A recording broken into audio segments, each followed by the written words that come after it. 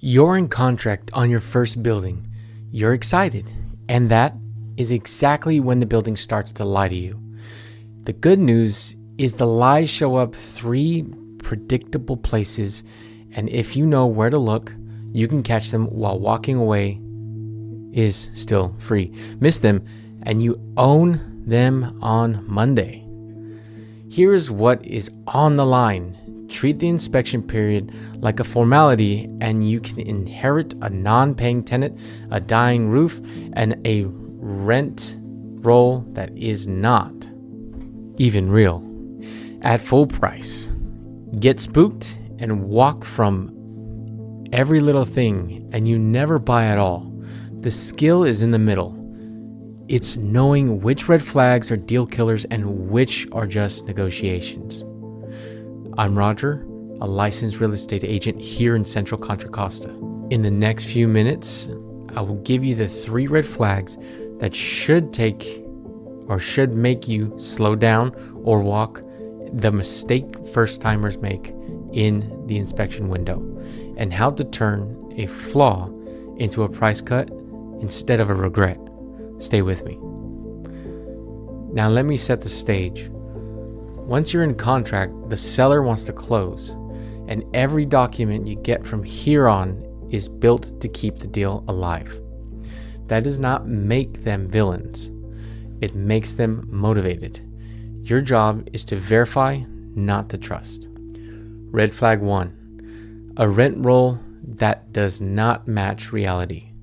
The seller hands you a clean sheet, everybody pays, everybody's on time.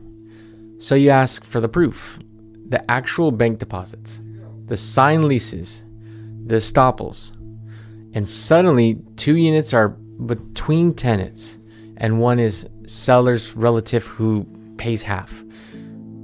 Where most first-timers get this wrong, they accept the spreadsheet as income. Can the seller show you the deposits to prove that every dollar on that rent roll actually landed? If not, that is not income. That's a story. Red flag number 2. Deferred maintenance dressed up. Fresh paint over a foundation crack. A shiny new water heater bolted in next 40-year-old galvanized pipe. The cheap cosmetic stuff is done on purpose to pull your eyes off of the expensive thing underneath. Get a real inspector and read the report for what it was hidden, not just what was found. Red flag number 3. The lease you're inheriting. In California, you're buying the tenants and their exact terms, not just the walls. A below market lease with 5 years left or any amount of years left, a problem tenancy, and a side agreement the seller never wrote down. All of that becomes yours at the close, and it's far harder to fix than it was to discover.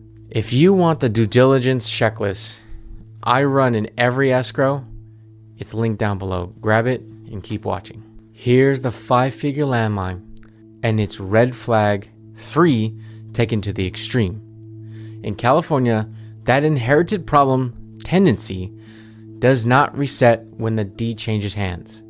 If you close on a building with a tenant who is not paid or who has not paid in months, that is now your slow, expensive problem, and the cost to resolve it can dwarf every repair on the inspection report.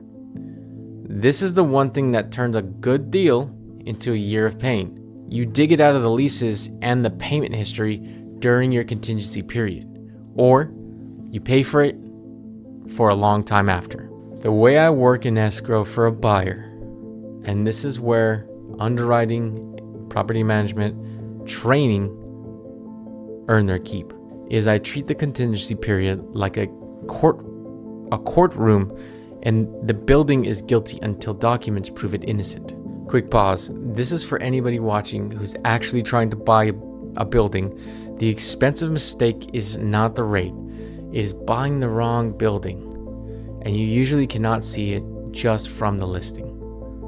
I'm a licensed real estate agent here in Central Contra Costa, trained to underwrite a building before it underwrites you. And I'll help you find and read the right deal before you ever write an offer. If you're looking at your first building, there's a free buyer consultation with me linked down below.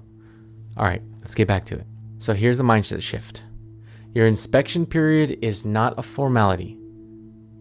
It's your last cheap exit. It's the one window where finding a problem costs you nothing because you can renegotiate or walk. Every flaw you find before contingencies are removed is leverage. Every flaw you find after is just your new problem. So slow down, verify everything, and use that window like it is a gift, because it is. So before you remove a single contingency on your first building, do you actually know what's in these leases and that rent roll? Or are you trusting a spreadsheet? If you want someone reading those reports and leases right alongside you, that's in the consult. Again, link down below. Better to find the landmine now, while it is still the seller's problem. And tell me in the comments, what is the worst thing that you've ever found or wish you had found during an inspection?